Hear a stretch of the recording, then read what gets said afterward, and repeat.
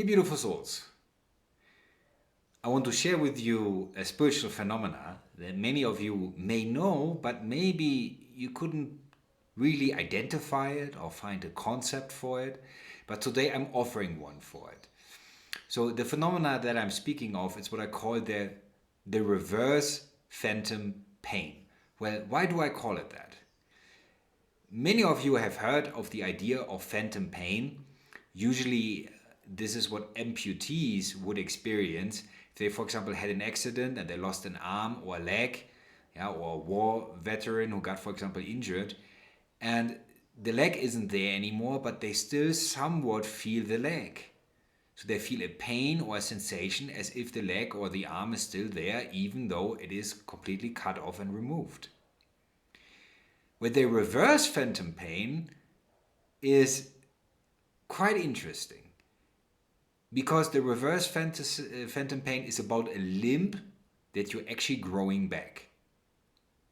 But of course I don't mean an actual limb. I don't mean that you're going to grow back your arm or your leg. But what I do mean is our spiritual abilities. Many of you have subconscious memories of how certain spiritual abilities work. And sometimes you try to use them in meditation without really knowing what you're doing. There's just a sensation that there is something that you remember, but you can't really particularly put your finger on it, what it actually is. It feels like there is something, and you know there is something, but you haven't come into the realization of what it actually is and how to actually use it.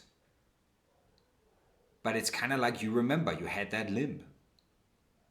But in this case, it's actually a beautiful phenomena. It is a beautiful phenomena because it means that if you keep doing your spiritual practice, whatever you have forgotten, this sensation of the thing that is missing, but it used to be there,